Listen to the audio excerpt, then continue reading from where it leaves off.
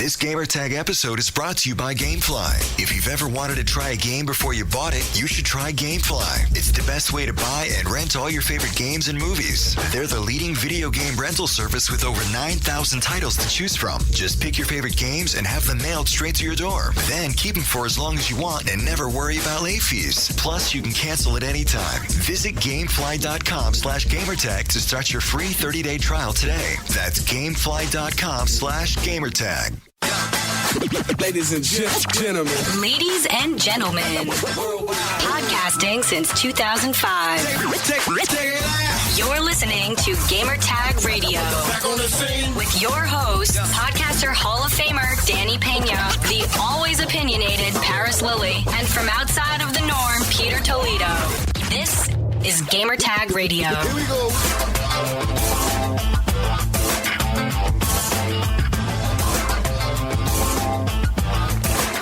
Welcome to Gamertag Radio episode 574. This is your host, Danny, and like Paris calls me, a.k.a. Danny Foreskew. Joining us this week, we have Paris. Paris, what's going on, man? Dude, let me tell you something. I don't think... I think that's the most I've ever listened to an episode of a podcast that I've been on. Because I had to rewind that about 20 times, you with these 4 consoles. That was the funniest freaking thing I've ever heard in my life. I've been laughing all week. Dude, you know how many people have been hitting me up about this? Oh, my God. Everybody. And the best part is... What? The best part is you're like, not 1, not 2, not 3. Not 3, but 4 consoles. Oh, my God. That was so funny. God. And then, the funniest part, Paris... Duke is going to bite you. Oh, yeah. He is. I tell him 4. He is. I've been training him all week. I just say 4, and he's like, Also joining us this week, we have Pete Rock. Pete's in the house. I swear, honestly, and you guys have known, I don't listen to the show as often as I should. But like Paris said, I've listened like 3 times, and it doesn't matter. It gets funnier, in fact, every time you hear it. It makes no sense. And I'm just curious, Danny, like what kind of ridicule have you gotten, questions on the internet, Twitter, about your crazy foreskew theory here? That's fine. That's fine. Look, I'll mention this once again. I backed it. Wait. Hold on. Even though people were calling me crazy, at least I have a reason I backed it up. No matter if people agrees with me or not. There was like a couple, I'm not gonna lie, like 1 or 2 they were like, Godfrey, I'm with you, man. I see it too. I see it. I'm dreaming. They're dreaming too, man. They also have a dream. But for me, I just see people on Twitter questioning your drug use. That's what I see. They want the number of your weed, I'm a very clean person. I'm very clean when it comes to that. But at least I backed it up. There's people that have been saying stuff and they can't back it up. I backed it up. 100%. Even though people don't agree with me. It's all good. I can't read it. How do you back up lunacy with more lunacy? It makes no sense. You back up crazy with crazy. How do you do that? It's all good. Yo, hey, we'll see at 3. If I'm wrong, I'm wrong. It's all good. I'm not losing anything. At least I backed it up. Well, look, Danny. I have my reasons. Well, look, Danny, yes. like I told you. Yes. We're going to go to the Xbox media briefing in less than a week, by the way, when people hear this. And when Phil Spencer announces the Xbox Slim, I'm going to stand up and I'm going to go, Phil, let Danny dream 4 consoles. Oh, my God. That's hilarious. All right. So we're going to play our E3 2016 promo. Gamertag Radio is headed to E3 2016. E3 is one of the biggest events for Gamertag Radio, and you don't want to miss this. Join hosts Danny Pena, Paris Lilly, and Peter Toledo direct from the convention center floor. Get daily interviews, roundtable discussion, the latest news from the crew, Everything you need to know. all the latest gaming coverage, developer interviews, VR, and more. E3 2016 coverage from Gamertag Radio. June 13th through the 17th. GamerTagRadio.com or play.it/Gamertag. Once again, stay tuned. Make sure to subscribe to Gamertag Radio. You can find us on Spotify, TuneIn Radio, iTunes, Stitcher. and other podcast directories, because let me tell you this, guys. Monday morning, when you open your app, you're going to see a lot of content. And the reason is Sunday night, right before the whole E3 2016 craziness starts, we're going to have so many things already that we have lined up for just Sunday. So Monday morning, you're going to have a lot of content. And not only that, just Monday alone is looking even crazier than Sunday. That's an all-day thing just because of the press conference and everything. So Tuesday, right before the doors open at the LA Convention Center, there's going to be even more content. Paris, Pete, tell the listeners about what we have planned for those days. We can't say that yet. No, we can't say it. We can't say so it. What did you... It's a lot of... No, I'm saying... What I'm saying is... Paris, what I'm saying is... the amount of content that we're going to have Monday Danny morning, has the E3 lunacy going, like, strong. we're gonna have an interview for 4 consoles. No, on the real. Paris and Pete, the amount of content that we have for just Monday and Tuesday morning, right before the whole convention opens. It's insane. No, it is. It is. All jokes aside, Sunday, there's going to be a lot of content coming out from Sunday, and then there's going to be a lot of content coming out from Monday. So, like you said, just even before E3 starts, starting Monday morning, we're going to have some big interviews lined up right away, and then you're going to check it out Tuesday. We're going to have more big interviews lined up. So it's going to be good. It's going to be good. And that's before E3 even officially starts. And I guess we can say one thing, though, right? We can say that we're 100% confirmed now. We're opening E3 on Tuesday with an interview with Aaron Greenberg. Boom. Yep, we can say that. That's it. Yeah. That's it. Yeah, that's like the first confirmed thing we're doing when the show floor opens on Tuesday.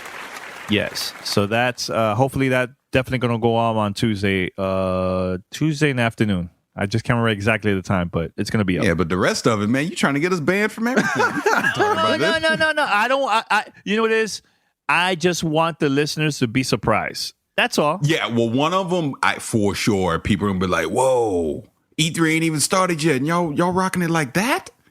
Yeah, one of them's going to be really good. I can't wait for that. Yes, I can't wait. And honestly, and I'll say this out loud right now, I think this coverage, it's going to be even crazier than last year's. 100% for sure. Because of the amount of content that we have lined up for the show. I'd feel more comfortable if Pete said that instead of you, because you think there's going to be 4 consoles. So, hey, it's all good, baby. 444. All right. So another thing too that's pretty cool that we've been lining up for, like the roundtable discussions. We're gonna have special community guests on our podcast. I'm not gonna say who because I just want people to be surprised and stuff. But people that we know in the gaming community that they're also going to be attending E3. So some of them are brand new. They've never been on our show. And some, they've been on our show before. So it's going to be really, really cool. I can't wait for that too, man. So, and I mean, that's it for my part, man. All I know is that I hope Paris has the voice at the end by Thursday or so. Because probably our voice is going to be kind of But Paris, don't worry. I am not going to give you the mic randomly like last time with the whole Bonnie and everything. So that's not going to happen anymore. Well, Danny, that was 2 years ago. Just to clarify. 2 years ago, sorry. And I've already mentally prepared myself for that to happen because despite what you say, you will go, Paris, my voice, I can't. Boom, mic right in front of me. I got to interview someone. I already know it's happening. Yeah. Oh, I'm prepared. All right. Before we go to we have a lot of voicemails, and before I play it, we have so many voicemails. I think that we're gonna save some for after E3 because this is impossible for us to play all the voicemails on the show. So I just want to say thank you to every listener that have been calling us, sending us voicemail, sending us audio messages through email, also recording through SpeakPipe. Can I make a request, though? A lot. And with regards to this? Yes, make a request very quick. Listeners, yes. First and foremost, I want to thank you guys all for submitting your speak pipes and your voicemails and stuff like that. We really do appreciate all of this. It's caught us a lot by surprise with the amount of responses that we've gotten from you guys and girls. But if we could please shorten them down, It takes it's the sheer amount of fan mail and voicemails that we've gotten from everybody. It's gotten difficult to parse them. If you could shorten them up, make them 30 to 45 seconds max, that way we can actually feature more calls and maybe respond to more of them on the show in the future. Mm-hmm. And also it takes a little bit of load off of Danny and his crazy mind trying to edit and chop some of these down. So all we ask, try to shorten them up and get straight to the point. That way it gives us an opportunity to answer more of them on the show. Yeah, we got one that was basically a podcast. We could just hit play and just walk away. Oh my God, that's good. But all jokes aside on that, I mean, even the one that was super, super long, we appreciate the feedback.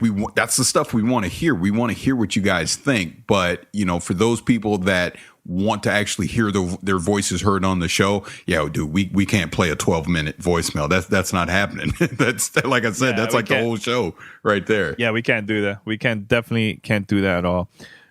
So, all right, here it goes, guys. I just want to say this before I play the voicemails. Over the weekend, and I believe also since February, we've been filming a documentary about the whole podcasting thing going on behind the scenes, like how it is to record the show, and just our life experience, how that changed our lives and everything. And over the weekend, I recorded with the whole crew. They came down from all the way from Tampa. This film crew, they're really cool. Shout out to Chris, Neil, everybody, the whole crew. And they've been following me and they interviewed me, and that was really, really awesome. Loved it. There was like a drone too following me the whole time at Wynwood. Insane, crazy. And they're also going to be at E3, so that's going to be awesome because I was like, look, I want Paris and Pete, because they're like my brothers. I want them to also be part of this documentary, because honestly, like, this whole Gamer Tag Radio, I've been doing this for 11 years. That's fine. But at the same time, my life changed, and I've been super motivated to record every single week, not only because of the listeners, because I mentioned a lot about the listeners during the documentary, but I also mentioned about Pete and Paris, like how they made me be a better podcaster, a better interviewer and everything, man. So I can't wait for that. And that's going to be really, really interesting because I have some cool stuff planned for during E3 for the documentary too. So for those that would like to know more information about this documentary, go to Facebook and look for The Messengers, a podcast documentary, or just put facebook.com The Messengers doc. You could definitely like the page, and the trailer is coming out very, very soon. It looks awesome. Welcome to Play It, a new podcast network featuring radio and TV personalities talking business, sports, tech, entertainment, and more. Play it at play.it. Fan mail at gamertagradio.com. All right, so we're going to play the first voicemail all the way from Italy. What is up, guys? This is Gianvito Toscano from Milan, Italy. Big fan of the show.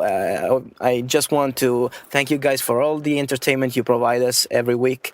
And I always listen to the show while driving to work. It's really interesting and really fun. And thank you guys for everything you do. So I would like to ask you a couple of things about Microsoft gaming in general, because I am right now PC and Xbox gamer. So first off is, what would you like the Xbox Scorpio launch lineup to be? Me personally, I would like to see a Killer Instinct proper sequel, because I think it deserves one. It has been a really successful game, more so than Street Fighter V at this point. So that's one. The other one would be a successor to Lost Odyssey, because I think we miss a big Triple H JRPG, and bringing back Miss Walker and Sakaguchi-san on board would be really amazing and really a strong move from Microsoft. And the third one, I'd like to see a new IP. Personally, I'd love to see some kind of space opera RPG a la Mass Effect, probably. I don't know, something like that. I don't know what studio could do that, but I'm curious about what you guys would you like to see.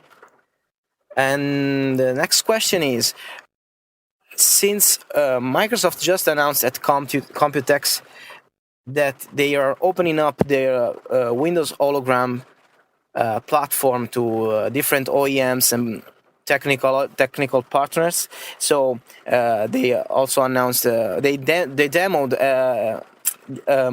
Windows holographic working in VR using HTC Vive.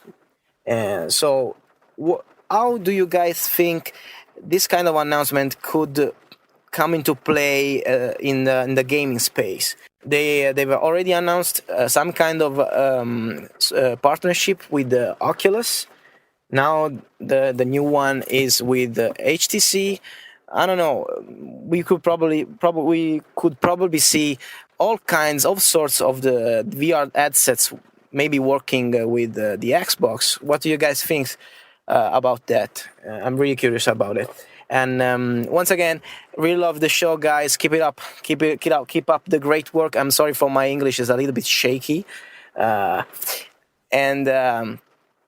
If you ever come to Italy, just call me. I make sure to cook you something at dinner. I'm really, really good. So thank you, guys. Bye-bye. All right. A lineup for Xbox Scorpio. The first question. I could say this. I would like to see maybe a couple new IPs. Maybe that looks amazing. I just don't know which ones. But that's going to be for 2017, not for the holidays. So I think they should also have a lineup for the Slim if they do announce this. You're cracking up, Pete. No, I'm not. Sorry. I got something blended in my throat. Sorry. Okay. Apologies. So, yeah, I mean, the new Rare game, that would be cool to have the same day to come out when the Slim version comes out, too. That would be cool. But it's possible, too, for Microsoft to say, the Slim version is out now, or they'll be out next week or something during the press conference. So that's possible too. So they're not gonna have to wait all the way to like the holidays, So that's possible. But Paris or Pete, if you guys want to say any lineup that you'd like to see for the Xbox Scorpio? Well, here's the thing: it's not really a lineup for the Xbox Scorpio. It's the Xbox lineup of games. Again, this is just my wacky theory. Yeah. We'll see what they say on Monday, but it's not about the hardware anymore. I mean, the Xbox One Slim disc and discless and the other two consoles will just be that's just the baseline hardware. The Scorpio is going to be the higher end piece of hardware, and then you're also going to have Windows 10 with the PC guys as well. So, I mean, the lineup is just give me more new IPs, give me more great experiences on games. I mean, there isn't anything set that I'm necessarily. I mean, ReCore is going to be 2017, so you got to figure that's going to be in there, and I'm sure there's going to be some other stuff that gets announced on Monday, and those will probably be the quote unquote launch games for Scorpio, so to speak. So, and what's the other one? Scalebound. Scalebound 2017 as well. Pete, you want to mention any lineups or? I don't know if, like Paris said, I don't know if there is a lineup.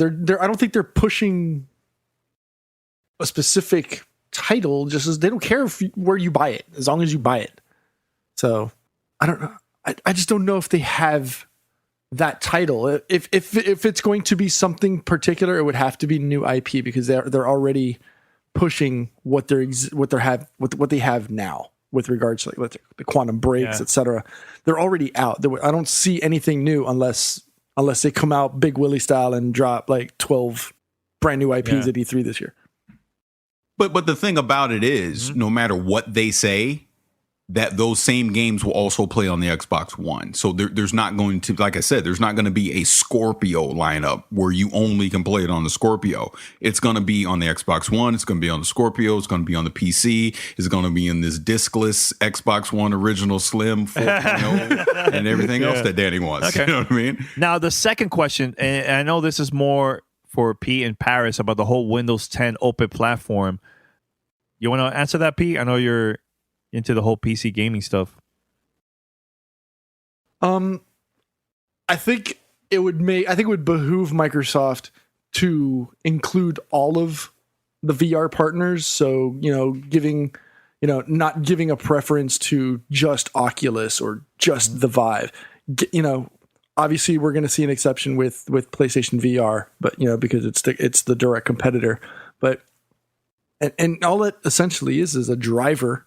So allow partners, allow the consumer to have, Danny's favorite word, the choice to choose their own VR device, regardless of manufacturer. And when they plug it in, it just downloads a driver from the Microsoft Xbox servers, and voila, you're going VR on your Xbox device. I think that's the best bet, and I think it gives the consumer the best opportunity to try and embrace this. So you don't have to go all in on the $650 Oculus, or say, what is it, 600? You don't have to go all in. You can go with one of the cheaper ones. You can maybe go with the Samsung or the HTC Vive, which may not be as expensive. All right, Paris? I think I've already said my piece, haven't I? Okay, all right, forget it. All right, so let's go now to the next voicemail. And this is a very unique voicemail. This is from a dad that's calling right here. So he called twice, but we're going to play the only one of the voicemails because due to the time. Here's the voicemail he left.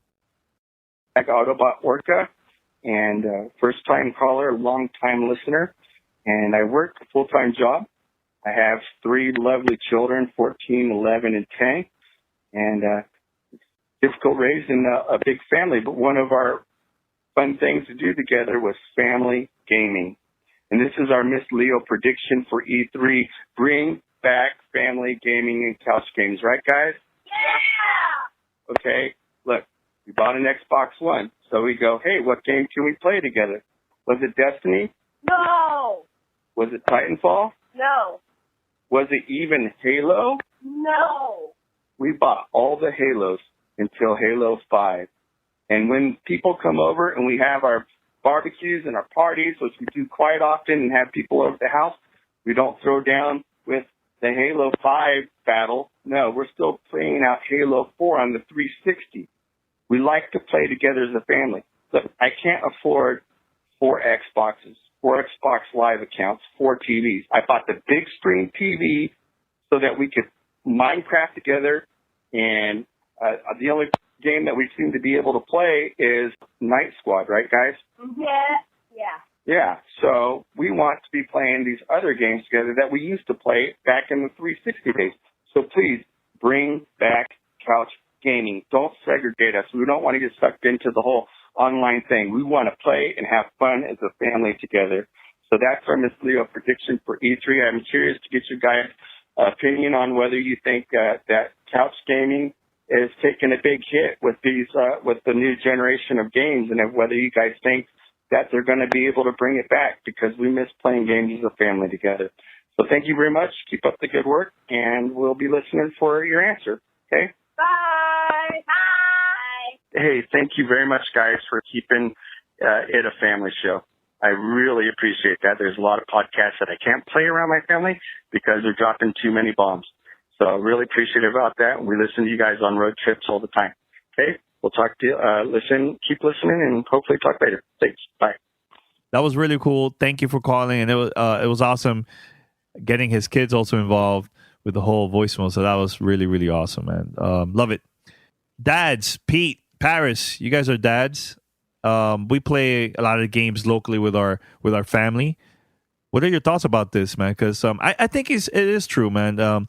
There's barely any games that you could play local more than 2 players. And if there is, it's very, very small compared to the games like that on the Xbox 360. I think Microsoft should focus on that also for this generation, because not every parent could buy multiple consoles so they can all play online at a household, you know? So what are your thoughts? I agree with his voicemail, and I love that he incorporated his kids into it as well. I would like to see something like that from Nintendo, Microsoft, and Sony, but fortunately, I just don't see any of these companies doing that anymore. I think that time has passed. I think they want you to have multiple consoles in your home. I think they're leveraging the internet, because I mean, hell, it's even hard to get a LAN party going anymore. You know, these games don't even do LAN. Everything's online. So I don't see them really supporting anything locally anymore. I think Borderlands didn't it, on the 360? That's like one of the last games I can remember actually having that local couch support that he's talking about.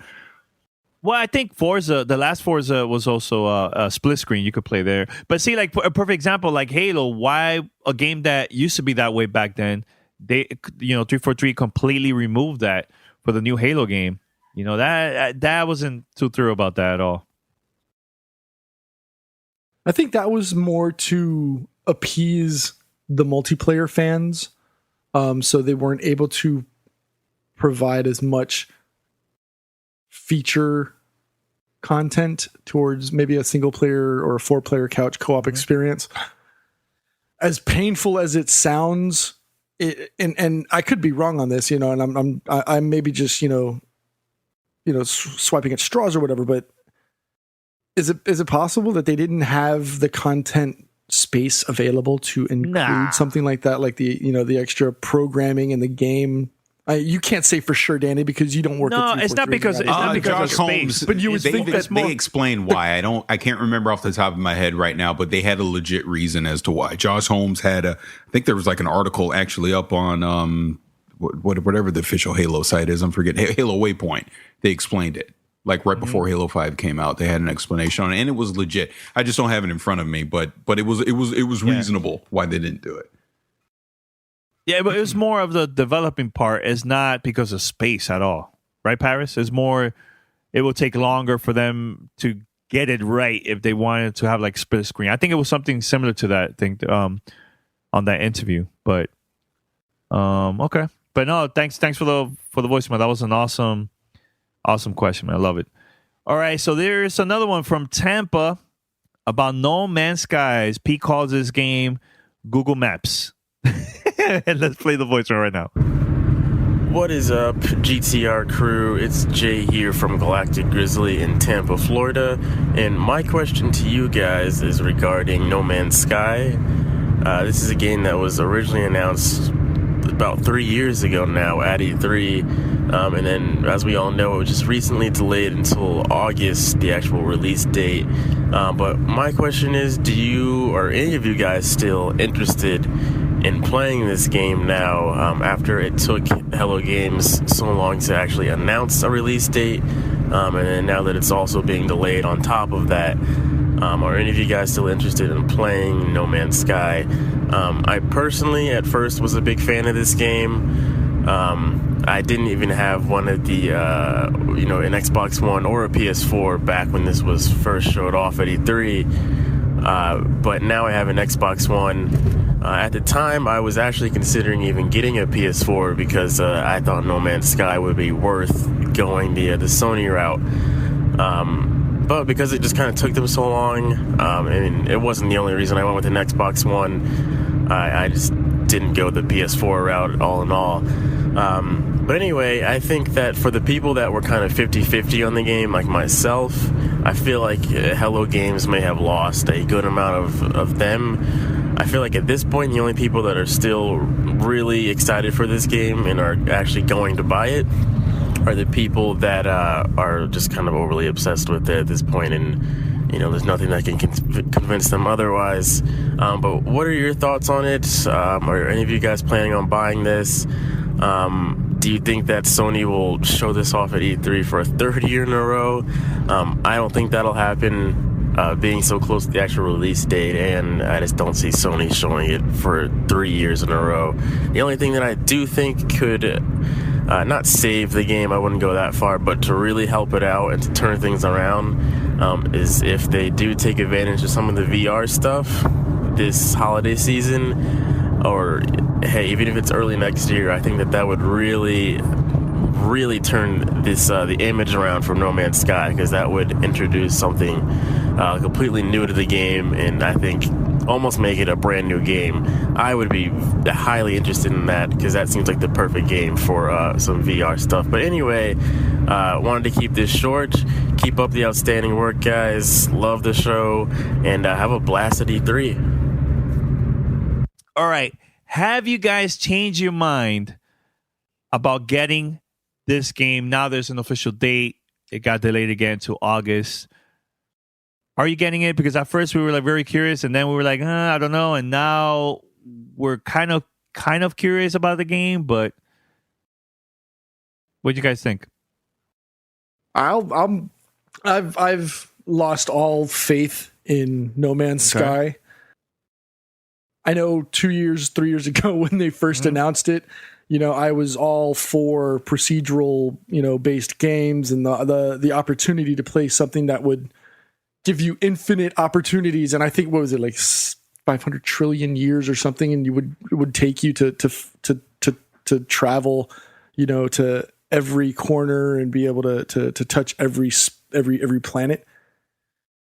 And the more it took for me to wait for a game like this to come out, the more I lost interest. And finally at E3 last year at the PlayStation conference, I was just like, I'm done. I don't want Google space vaporware. Like it's, I actually, shout out to Cicero from Spawn on Me, but I think he said when we were talking this past weekend, he was like, in space, no one can vaporware. Huh. It's just, I don't see it doing anything. Now, if maybe bundled with VR is an opportunity, maybe that will work, because I think a game like that feeds perfectly into the VR space. But at this point, I think I'm salted way too much on the delay. Not to say that delays are good. I love it when a developer takes the onus onto themselves to say, you know what, it's not ready. We'd rather put out a solid product as opposed to putting out something that's going to break consistently or it's going to be broken upon launch. I applaud them for that decision, but I think, and this goes back to, I think, a conversation you had with Yami Lan on the last episode, where too much time has spanned between the initial opportunity of here's the new title that we're working on and the final delivery of putting it into the consumer's hands. Okay. So I think in the last show, your argument was with, was it no, it was Guardian? It was Last Guardian and Shenmue, I think it was. Yeah. Well, you and I had a sidebar about that offline, about how you had that feeling of disappointment because of the long drawn out time between, when was The Last Guardian is actually going to get dropped whenever, which is next year allegedly, but you still hold on to that dream and you're okay with that long span of time between Shenmues. Yeah. So it doesn't and I understand you've got a lot of time and love invested into that title. So you want to see exactly, the closure, you want to see closure in that game. Whereas maybe you never had that in The Last Guardian, so you don't care, so I don't know. I'd like to hear what Paris, thinks, because every time I say one thing, you usually counter me. No, but you're right. You got it right. I think you got it right. Well, that's what Danny does. Because you notice, even when we started this, he was like, hey, what do you guys think about No Man's Sky? And then he proceeded to answer the question himself. He does that all the time. Here's what I actually agree with a lot what you're saying, Pete, but I got a feeling, and this is my Miss Leo, I guess. Hey, darling, this is Certified Psychic Miss Leo. Here are Gamertag Radio's E3 predictions. I think part of the delay was VR, because I think this is going to be a showcase title for them at E3 for VR. And I think they want to make sure they nail the VR experience on PlayStation VR, so that when that comes out in October, it's literally going to be, quote unquote, that game that you have to have for VR. You know what I mean? Because think about it. No Man's Sky, what No Man's Sky is supposed to be, is perfect for VR. It's tailor-made for VR. So they get it working. Yeah, so if they get that working, and it's not going to be PlayStation exclusive forever. So eventually it's going to come to the Vive and the Oculus as well. So if they can get that right and get it working and showcase that at E3, people are going to be just throwing pennies and wallets and credit cards and Uber apps and Starbucks cards and everything else at the freaking screen, because they're going to be trying to get that game. Because look, as much as we've joked around as vaporware and all that stuff, because God, it's been 3 years now since they debuted that at the Video Game Awards with Jeff Keighley, and that was the bad one where what's his face was there. Joel McHale. Joel McHale was there with him. He was annoying. That was 3 years ago. But anyways, the point is, now's the time. And they only delayed it a couple months. So I'm not going to sit here and say I'm jumping out of my chair excited for it. But if they do implement that VR feature into it, it's going to get me interested enough to at least pay attention. I'm not saying I'm going to run out and get PlayStation VR to play it, but I would at least like to demo it and check it out. So we'll see. Mm-hmm. And you're right. This could be the game for VR. Because right now, the game so far that we've seen announced, it hasn't really been exciting.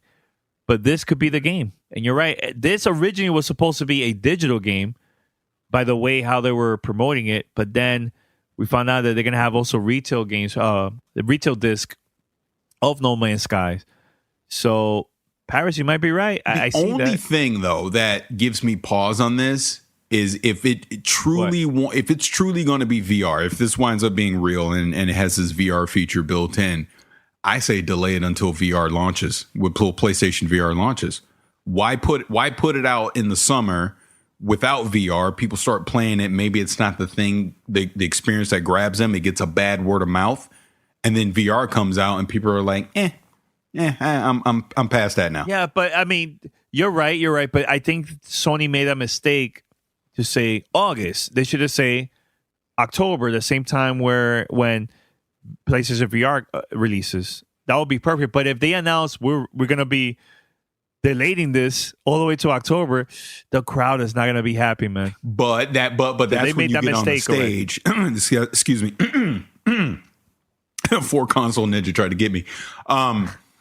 But that's when you get on the stage. That's when Adam Boyles or whoever gets on the stage at the PlayStation press conference and says, yes, we delayed it to October, but here's why, VR. And they showcase it in VR. And then it's like, all right, I'll wait till October because I want to play it in VR. And oh, by the way, now I want to go get a PlayStation VR to play it on. And Duke agrees because he's barking. Duke is like, who said 4? Yeah, who said 4? Someone did. Someone said 4. He's going to get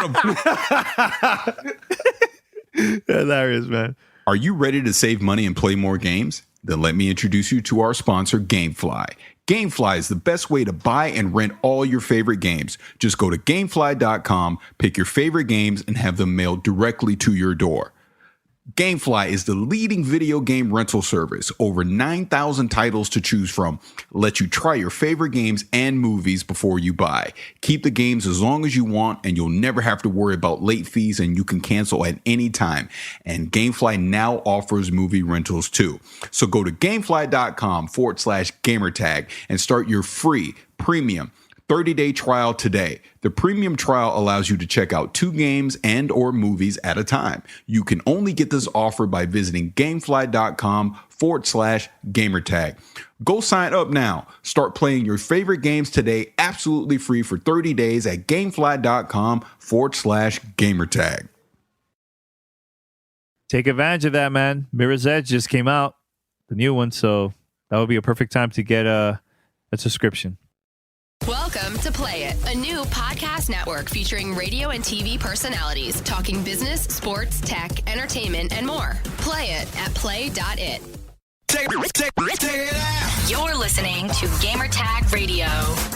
All right, so we're going to play the next voicemail. This is all the way from South Australia. Yo, what up, Gamertag Radio? This is Paddy from Adelaide, South Australia. I'm a long-time listener, second-time caller now. I've got a prediction for the Sony E3 press conference, which I want to run past you guys, and I want to know if this is possible. Now, they haven't announced a bundle for PlayStation VR and the PlayStation 4. I have no doubt in my mind that they're going to announce a Neo PlayStation and PlayStation VR as a bundle. But what I was wondering about was the processing box that comes with the PlayStation VR. Now, I'm thinking the Neo and the PlayStation VR together isn't going to have the processing box.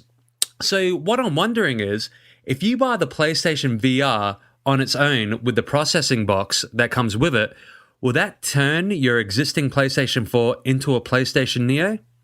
I don't know. I'm not a tech guy. I don't know anything about it, but I figured I might ask you guys to see your opinion of it. Again, I love the show. What up to you? And big what up to Keon from Baltimore. I love it every time you call, man. Add me onto PlayStation 4. It's Adroit-Man, so Adroit not man. And on Xbox One, it's Adroit-Man, ADROIT space man. Add me, everyone. I want this community to be vibrant. I want it to be pumping. I love the show and look forward to your thoughts on it. Thanks, guys. All right, so E3 predictions, Sony press conference. They're going to announce a VR PlayStation 4 Neo bundle announcement. I can see that happening. Do you guys see that? Oh, yeah, 100%. I mean, if Neo's real and it does drop in October, yeah. I mean, if it drops in September, October, yeah, for sure. They're going to bundle that thing up with the VR. Why wouldn't they? Yeah, it's a perfect opportunity to jump on the holiday holiday bundle bandwagon. You know what I can see too? I can see a VR PlayStation 4 Neo bundle with No Man's Skies. Well, I mean, think about it. If they're going to do some kind of bundle, you're going to want to throw a game in there to take advantage of VR so people don't have to scratch their heads and go, well, what game should I get? So, yeah, that makes sense too. Maybe like a PlayStation 4 Neo No Man's Sky design edition, I guess. Like have they done with the Battlefront, Star Wars Battlefront, something similar to that. Do you think that's possible? Very. It could be an all empty black box because it's vaporware. Wow. Right there. Wow. See, look, I find it hilarious. I'm the one that's trying to be positive here. I'm supposed to be the negative one. Or are you just living outside the norm? You're just living outside the norm. Outside the norm, but I forgot. Now, the question about the whole processing box. If you have the old PlayStation 4 and you buy the VR, would that turn into a Neo? No. That's not how technology works. Okay. Well, there you have it. But shout out to him. Thanks for calling all the way from Australia. All right, next question. This is a good one. Hey, Godfrey. This is Kyle from Bellevue. Kind of wanting your guys' input. I'm mainly a retro gamer. I live out in the country, so I have terrible satellite internet. It's my only option. But I'm looking to make that next gen step. I have the Wii U, and with my data limits, I'm concerned about going the Xbox One or PS4 route. So do you have any input on what would be the better, less internet using option? Like I said, I have data limits, so I don't really worry about playing with people online. It's just more downloads and updates and stuff like that I might have to do. Any input from you guys would be much appreciated. Thank you. Bye. So your thoughts, Pete, about this caller? I would love to say maybe the Xbox One's, because you can get that retro pack edition. I think it's the retro bundle or something like that, where it gives you the rare replay games. And since you like retro games, it's a perfect marriage or opportunity for you. Now, if you don't want to get the Xbox One and you wanted to know if there's an alternative or ulterior motive to or method to get games down into the system without using internet, I don't know. I know the PS4, and I don't know how well supported this is. And I'll give you the alternative. It's just called the PSX downloader. But you still need internet service to be able to download the games to a file, and then you push it over to this, to your external hard drive or whatnot, and then you use the PSX downloader application to tell the PS4 this is where your games are stored. Granted, again, you're back on the need for bigger, better internet. Maybe take a vacation, go to a family member who has better internet. Maybe go to Starbucks if they have one. If that's an opportunity or a possibility for you, I don't know. Maybe go to the library. The public libraries have pretty decent internet as well. But in that respect, that's what I would say. Either get a game or a console that already has the games, whatever, installed on a disc so that you could play just off the disc. You don't have to do a lot of major downloads. Or maybe go, if you have an opportunity to, if you can upgrade the internet, or you have access to it, then maybe the PS4 and get the PSX downloader. Here's the scary part about all this too. For especially him that doesn't want to waste so much data. Even if you buy a disc, sometimes developers will release updates. It's like over a gig or 16 gigs. That's also, we got to think about that too, Pete.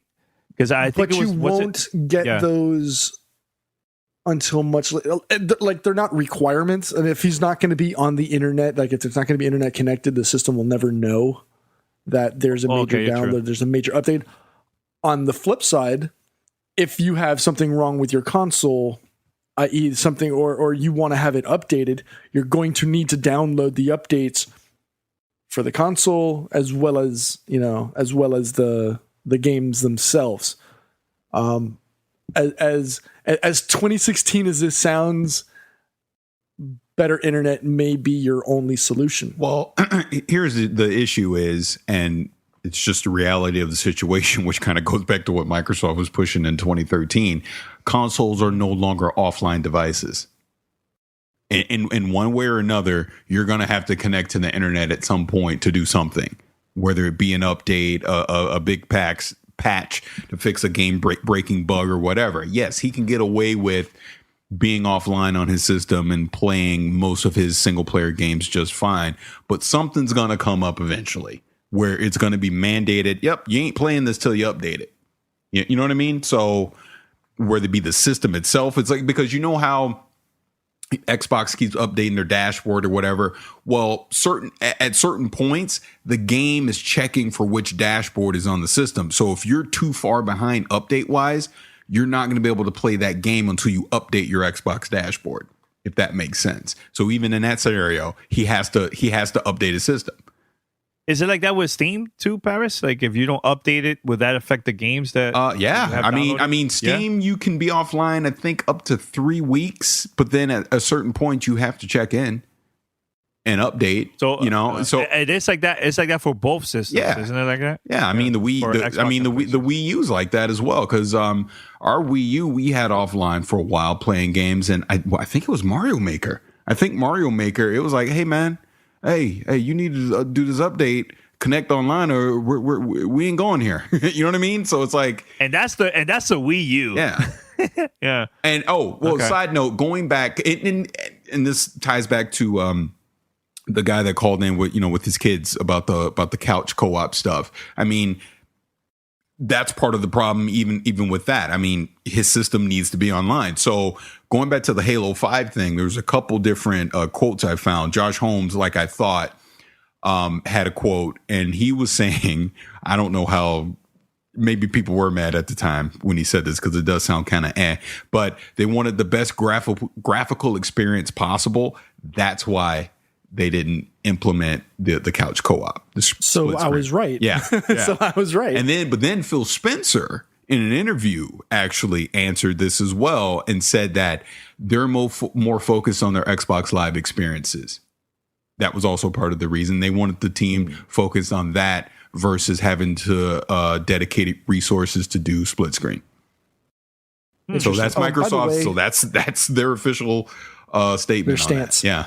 Okay, so and actually to go back to his couch gaming, there are games out there that allow you to do this. Granted, it's a little bit older, but Castle Crashers still gets play in 2016 in my household. But on the flip side, for the newer generation, Rayman Legends, hours of couch fun nonstop. If you have a chance, it came out in 2013. You could probably get it on a discounted rate at this point. It's 3 years old, but it's still a phenomenally fun game that you could play 4 people as long as you got $160 worth of controllers in the living room. You could play on the couch, 4 people. It's stupid fun. So the games are out there. You just got to find them. Unfortunately, they may be hidden under the deluge of AAA titles or multiplayer only titles, but they are out there. All right, so there's another voicemail here, and this is dedicated to Pete Rock. Pete, check it out. Pete, I completely support you. Please have your son go to FSU. F the Gators. I'm Brandon Ellsbury from Orlando. I called you guys a couple of weeks ago. Oh my gosh, Please go Noles. F the Gators. And yeah, that's all I want to say. Bye. Pete, he's begging. He's begging for you not to make the move. I sympathize and I agree. As a Hurricane fan, F the Gators all day long. But this is my son's decision. By the time this comes out, I will be heading to Orlando to do a college tour with my son at UCF. But as I said in the last show last week, I think his decision has already been made. We're just going through the motions at this point because the scheduled appointments have already been made. So it's just we're just going through them just in case. And if FSU is the final stop, then it is what it is. If not, it is. Wow, Paris is confident. He's confident it's going to happen. You know what's funny is shout out to my stepsister. She graduated high school yesterday. We're recording this for everyone's edification on a Tuesday, but my stepsister graduated from high school yesterday. She just came to the country 18 months ago. She's now fully bilingual, and she's graduating high school, and very proud of her. And I told my dad that his grandson was very likely going to FSU. And the change of emotions of seeing my father go from happy and proud that, his stepdaughter had graduated high school and had overcome adversity, and then his grandson was going to end up going to FSU, and seeing that rise and fall of emotions. Oh, it was almost worth the price of admission and driving down to Miami. Oh no! Shout out to your dad, man. Cool peeps. So let's go with the next voicemail. Hey guys, this is Tom from Madison, Wisconsin. Xbox Live Gamer tag, Bumpy Knuckles. Hey, I want to follow up on your leave a comment with your last episode where you guys were kind of debating back and forth about a disk drive being in a potential new Xbox.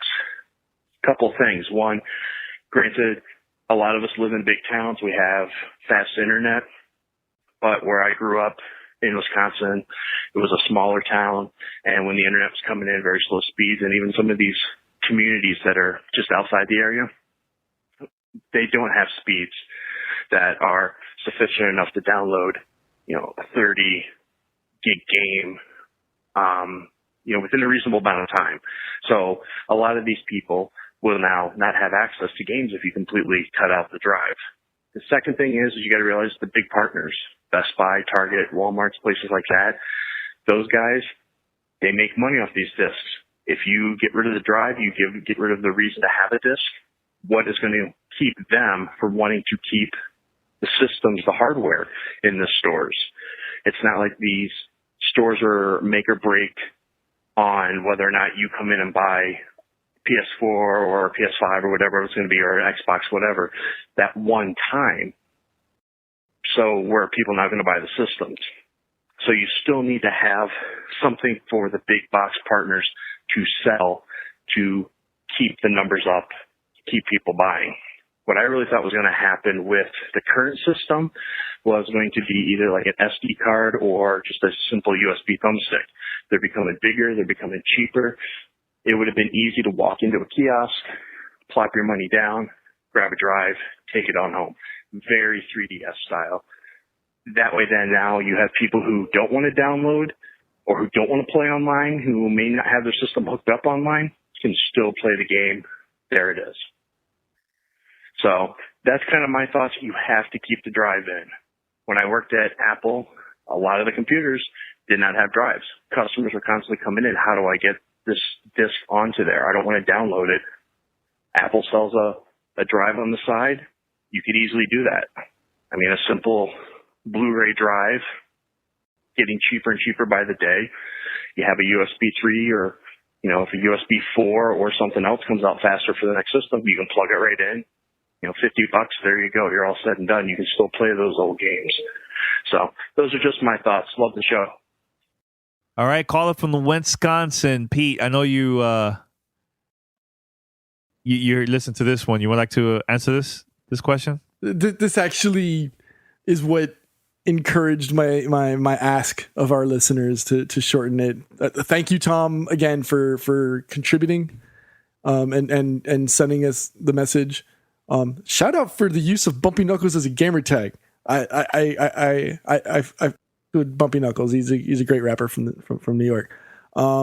But similar to Kyle mentioned, he's got weak internet.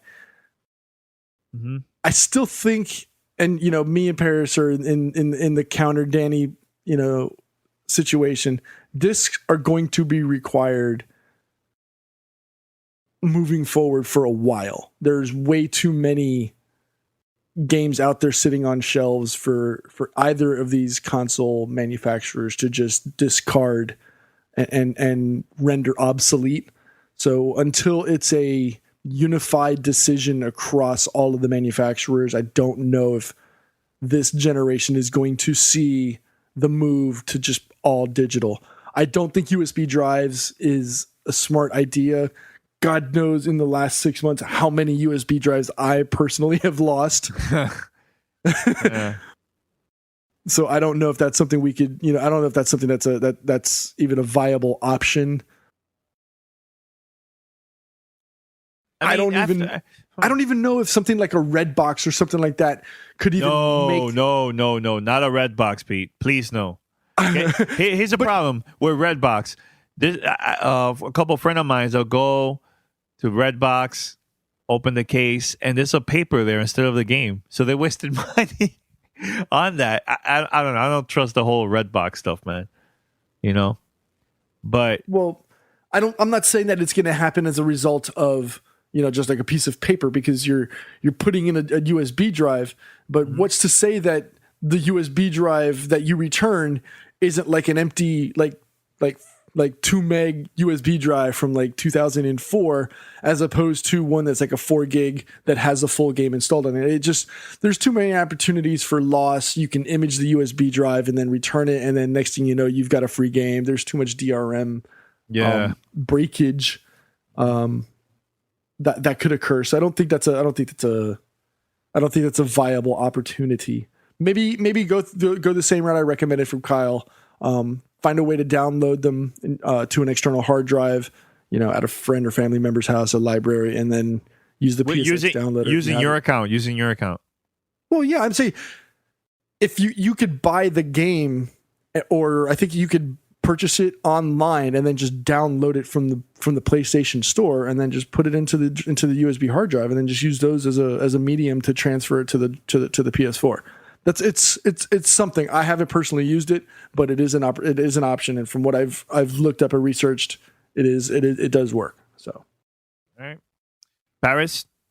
Before we go to the next question, I think you guys summed it up pretty well. I have nothing to add. Okay, well, thank you. All right, so we're gonna go to the last voicemail here.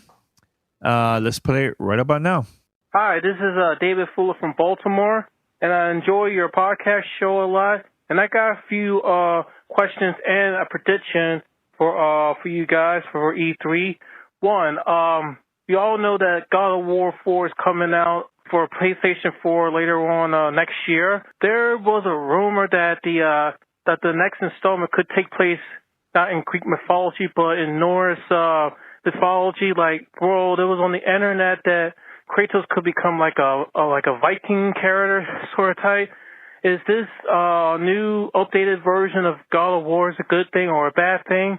For me, I personally think the series, is stuck in this Greek mythology thing, but I think in the new sim will be perfect for the game, especially in McFor's mythology, where Kratos can be an angry Viking.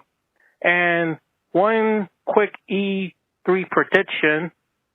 Since Danny talked about bringing back NCAA football, here's one of my predictions. Bring back Fight Night.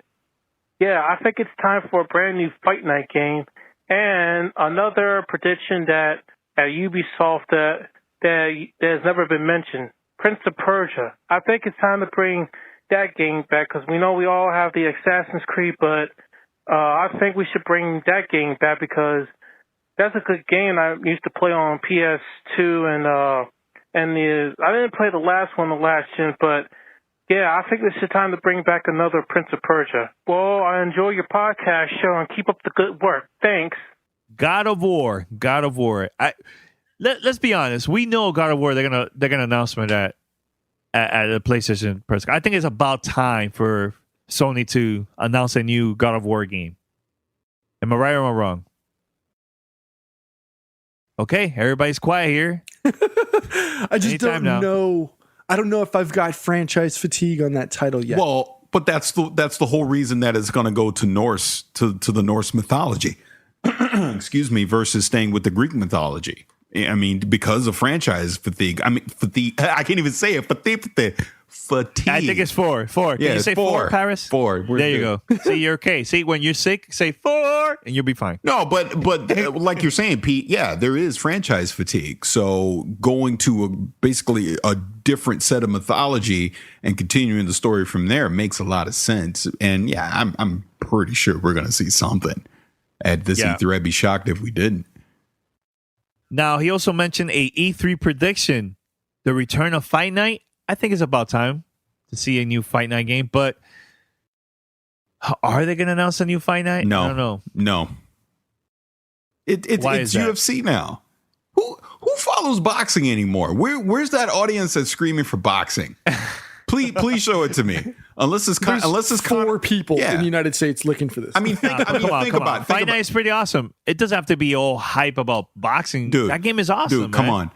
Conor freaking McGregor fighting Money Mayweather is the biggest boxing fight we'll see in the next 10 years. And that's an MMA guy. Short of and unfortunately with the recent passing of Muhammad Ali, I could see him as the cover athlete or something for something like this if Fight Night were to be something. But I just don't know if there's enough, like Paris said, I don't know if there's enough desire or want or enough big name boxers to even warrant a boxing game. I can think of maybe Amir Khan, maybe all like the same weight class, because apparently that's where all the fighters are at anyways these days. Obviously Money Mayweather, but he's going to want $400 million for this because that's all he's about is money anyways. Maybe, was it Triple G? Gennady Golovkin. There's not that many boxers to warrant this. Where at least in the UFC, you've got 4 or 5, household names in almost every weight class. You know what I mean? Like you can, and even if you want to pare them down and only chop it down to maybe 4 weight classes instead of the 7 or 8 that there are, you can still pick 4 or 5 of those top fighters in any of those and mix them in there, and people will know them. You can't. I don't know if you can justify that now in a Fight Night title. There's just not enough star power to push it. I mean, any listeners out there, are you playing UFC? Please let us know, because I honestly don't know anyone that has that game. If you do, please let me know. Just let us know how's the game, if it's fun, how is it online and everything, because I honestly, I miss Fight Night. That was an awesome game. The last one was a lot of fun. Yeah, so, 10 years ago. Wow. You want to stab me too, Paris? Jeez. Nobody wants to slap you. He wants to slap you. Well, I'll have to get past your defense of the 4 consoles. It's like a brick wall you got up there. It's hard to climb. It's crazy, man. All right, so we're going to wrap it up. But before we wrap it up, I just want to say this one more time. Subscribe, or find us in different places like iTunes, Stitcher, Spotify, TuneIn Radio. We are going to have a lot of content daily, multiple episodes a day, every day, for the whole week of E3. Last year we released, I believe, 32 episodes during that week, so you don't want to miss any of our content. Also, you could go to gamertagradio.com or play.it/gamertag, and you can listen to old episodes there too. All right, give us a call, 786-273-7GTR. That's 786-273-7GTR. Or email us, fanmail@gamertagradio.com. Now, P in Paris, anything you would like to say before we end the show? Because E3 is just in a couple of days. Yeah. I do. Go ahead, Pete. I'm sorry. Go ahead. Okay. Well, I know we had promised the fans some prediction talk. I don't know if we still have enough time at the end of this show, but I'm just going to throw mine out real quick. Hey, Hey, darling, this is certified psychic Miss Leo. Now, I can usually tell you things about the future by using the power of my tarot cards. But when it comes to video games, only the guys at Gamertag Radio can give you the E3 2016 predictions. Ya hear me? I think Activision is going to drop. They're definitely going to drop Destiny Raid on Earth details. I think that's what they're talking about. Volition just dropped Agents of Mayhem, which is loosely based on the Saints Row universe, and I think we're going to definitely see a new Saints Row at E3. And I know Double Fine briefly announced Psychonauts 2 back at the Game Awards in December. I think we're going to see a teaser / trailer.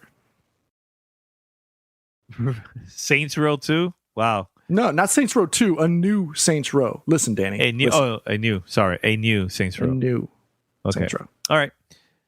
Paris? Well, yeah, great minds, because I was going to drop my little quick Miss Leo. And mine is with Deus Ex. I say it gets delayed till 2018. It will not make it out in 2017. Wow, 2018? 18?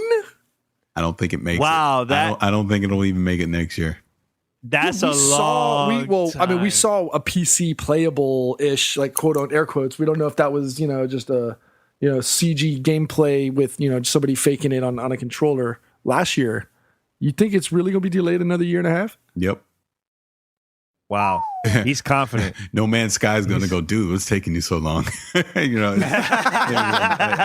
do. I just got this funny feeling it's not going to make it when we think it is. Oh, and since we're also speaking delays, I'm going to go out on a limb and say that Crackdown 3 is a 2017 title too.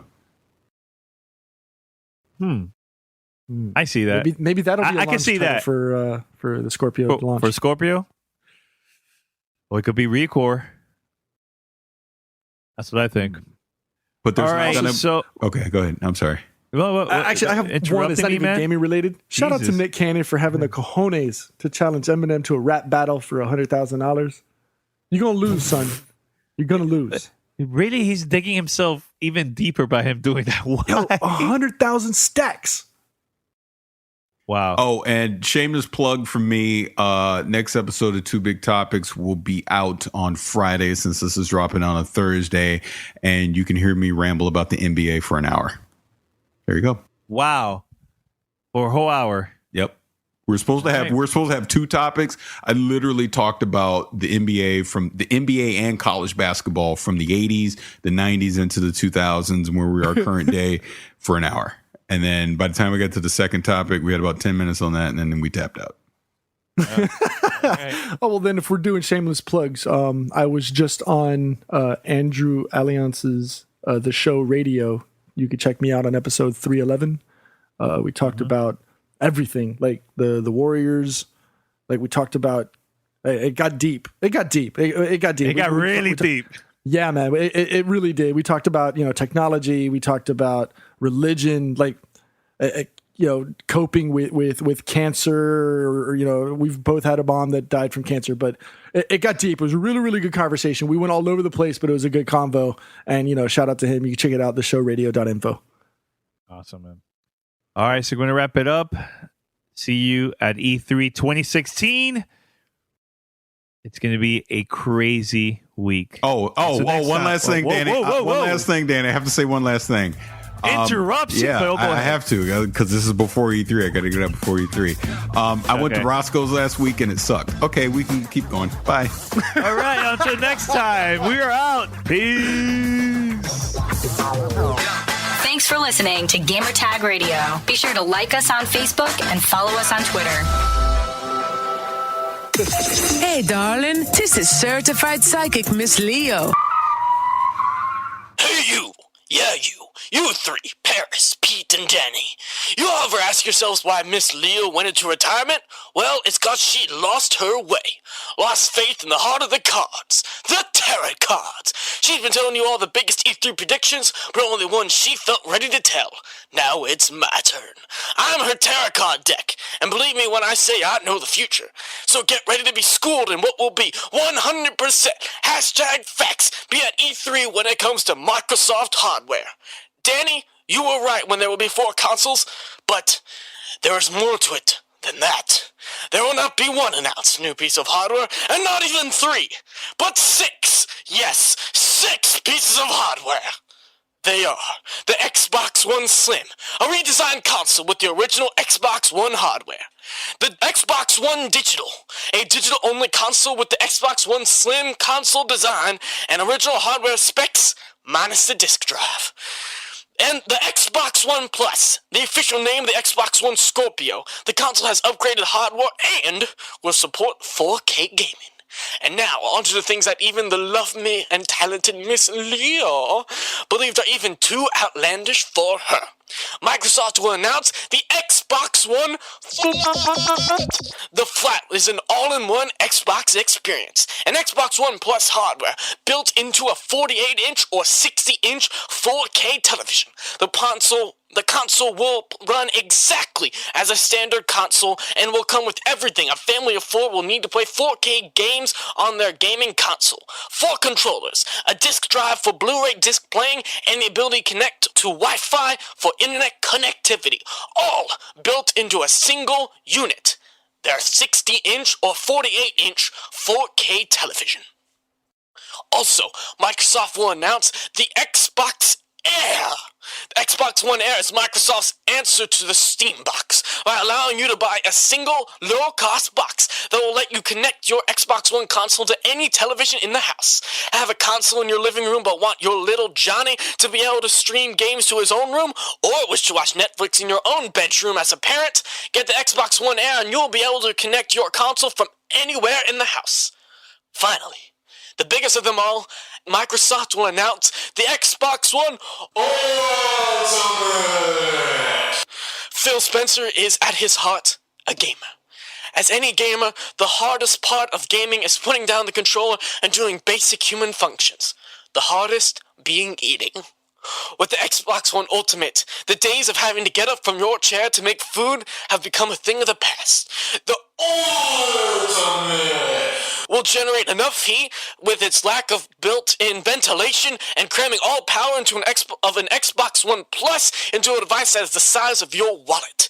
The Xbox One Ultimate will generate so much heat you can use it to make any food you wish. Cook toast, hot dogs, even pancakes will become a golden brown shade of delicious food heaven. All while using the power of gaming to cook it. The harder you game, the faster and harder you can cook. The future is here. There you are, men. I, the Tarot cards, have spoken. You cannot dispute, for I am